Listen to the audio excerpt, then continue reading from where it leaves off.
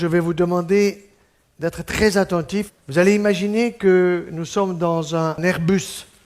Nous sommes 500, 530. Et vous allez mettre votre ceinture. Nous allons bientôt décoller.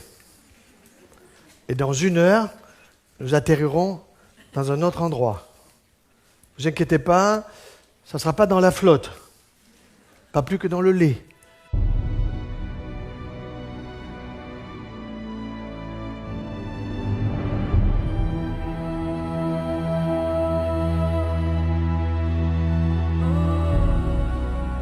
Il vous faut jeûner des produits qui ne sont pas bons. Donc vous allez jeûner des produits laitiers, d'autant qu'il n'y a pas que des facteurs de croissance dans les produits laitiers. Il y a quoi? Ah ben ça, on va vous le dire. On va vous dire qu'il n'y a que du calcium. C'est un produit blanc, donc il y a du calcium, et quand vous allez tous finir en poussière, il faut absolument que vous en preniez, de toute façon, vous finirez en poussière. Et les femmes qui consomment le plus de produits laitiers dans le monde sont en Suède, ce sont celles qui ont le plus d'ostéoporose. Pourquoi?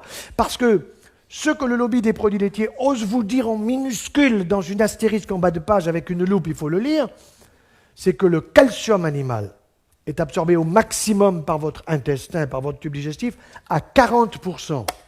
Ça veut dire qu'il y a 60% qui normalement foutent le camp dans les déchets. 60% dans les déchets.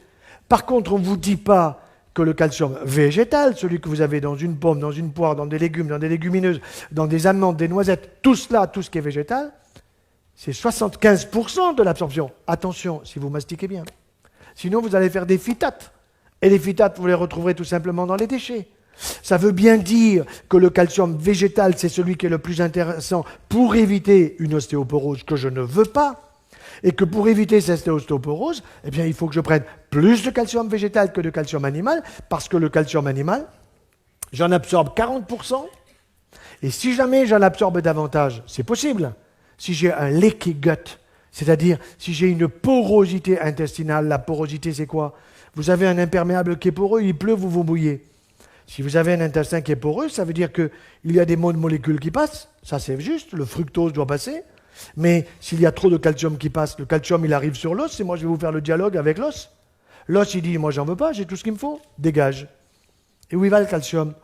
Va où tu veux, il va dans le sein, microcalcification. Il va dans la prostate, microcalcification, risque de cancer. Il va où?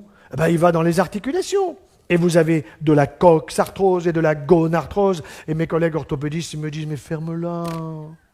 Mais on a les prothèses maintenant de genoux, de hanches, d'épaules. On a mis au point le coude et le poignet, mais on se les fait en or, les bonbons. Je ne suis pas d'accord. Et je vous raconte une anecdote personnelle. J'ai un de mes frères qui a quasiment 2 ans de plus que moi, qui avait une belle coxarthrose bilatérale et qui souffrait de ses 2 hanches. Alors j'ai pris la radio, je suis allé voir un copain orthopédiste. Qu'est-ce que tu en penses? Il me dit, ton frangin, il faut lui changer les 2 hanches. Bon, il a été d'accord parce qu'il avait mal. Alors on ne change pas les 2 en même temps, parce qu'il y a des risques emboligènes, etc. Donc c'est l'une après l'autre, à 3 ou 4 mois de distance. Alors je vais le voir après la première opération, et alors bon, il était content parce que c'était fait, mais il me dit, tu sais, les chirurgiens, vous êtes emmerdants, parce qu'il y a des tuyaux par-ci, des tuyaux par-là, puis il y a la rééducation, puis je ne peux pas bosser, et puis de toute façon, dans 3 mois, il y a l'autre côté à faire.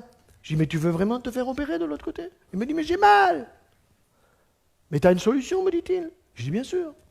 Et c'est quoi ta solution? Eh ben, il faut que ta femme écoute la mienne. C'est aussi simple que ça. Il faut que tu arrêtes de bouffer du beurre, des béchamels, on mange très très bien chez toi. Mais c'est la cata. Tu manges beaucoup trop de pain. Ah, mais je me régale avec le pain. Ah ben oui, tu te régales, je suis d'accord que tu te régales parce qu'il est fait pour que tu te régales. Mais il t'esquinte la santé. Tu as du surpoids, bien sûr. Alors, eh ben, ça fait 6 ans qu'il a été opéré de sa hanche droite et il ne s'est pas fait opérer de la hanche gauche. Et quand vous faites la radio, c'est toujours la même hanche, elle n'a pas changé. Seulement, qu'est-ce qui s'est passé? La suppression des produits laitiers, le changement des habitudes alimentaires ont fait que tout simplement, il n'a plus la douleur. Pourquoi? Parce que tout ce que vous consommez en produits laitiers, avec le yaya, le yaourt que je prescris la veille du départ dans l'au-delà. Vous connaissez Actimerde? Aux salades d'huile d'olive, mangez mieux et meilleur. Je ne suis pas pour un régime. Parce que quand vous donnez régime à quelqu'un, il vous dit ceinture, il m'a empêché de manger ceci, de manger cela. Non, miam, miam, miam. Mangez mieux et meilleur. Laissez tomber les produits laitiers de vache. Il faut que la vache soit sacrée, sauf si vous l'avez dans le jardin. ça c'est pas impossible.